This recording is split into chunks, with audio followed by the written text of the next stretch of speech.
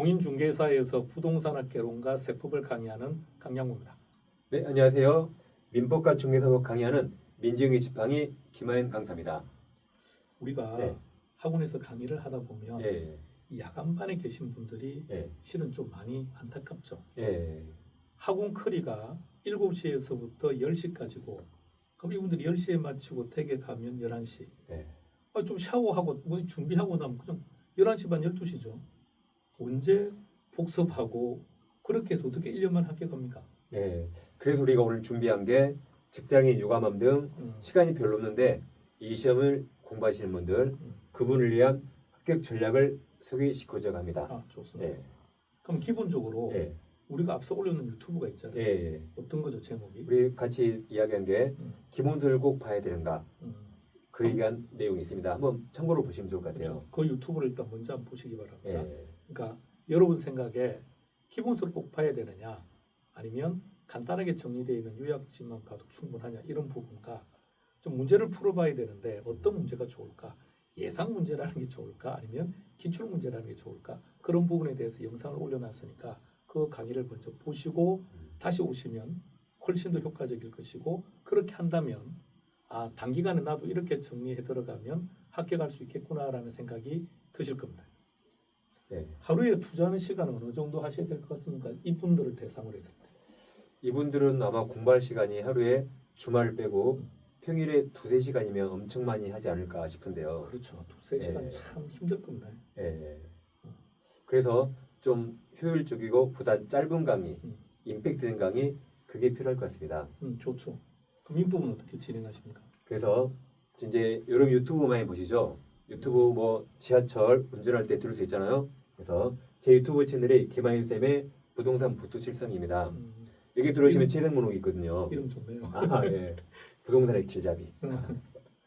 이 채널 목록에 먼저 민법, 중개사법이 여러 가지가 있는데 그 중에 잘 찾아보시면 이게 이론 강의거든요. 35회 민법, 민특법 이론 강의 한 번에 끝내는 이론 강의 있습니다. 요약지 강의고 이걸 보신 다음에 기출문제집 이름 좀비 웃기죠? 해악스럽죠? 이때 좀비라는 의미는 왜 넣은 거죠?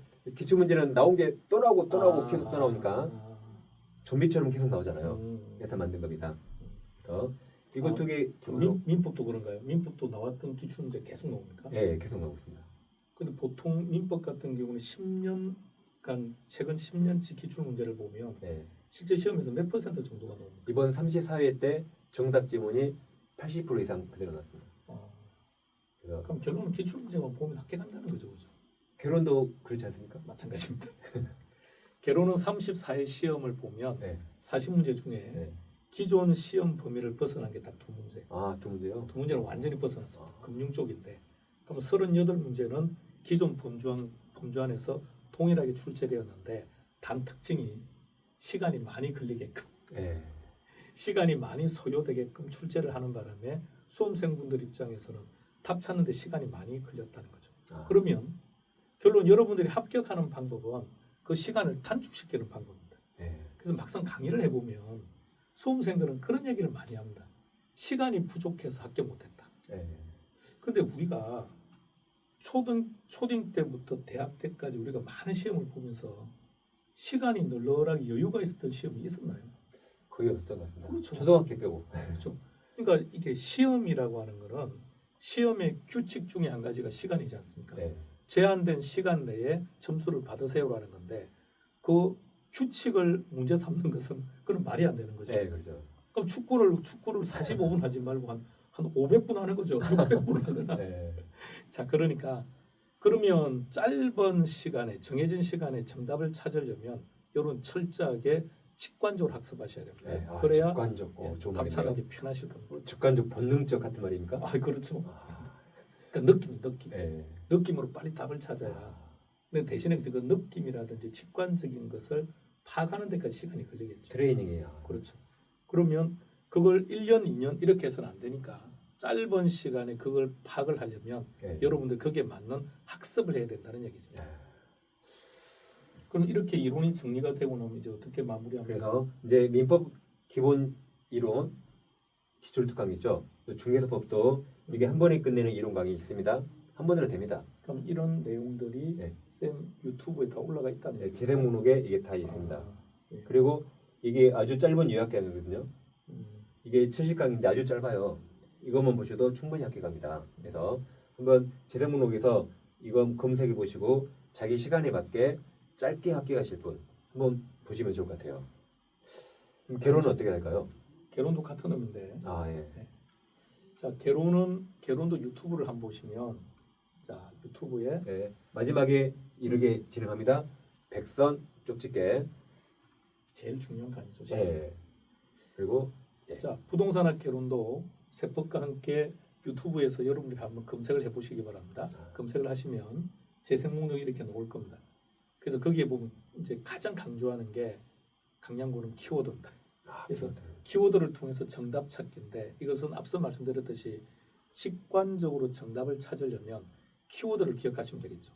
근데 이 키워드는 어떤 게 키워드냐면, 어떤 출제자가 출제하더라도 반드시 언급할 수밖에 없는 것.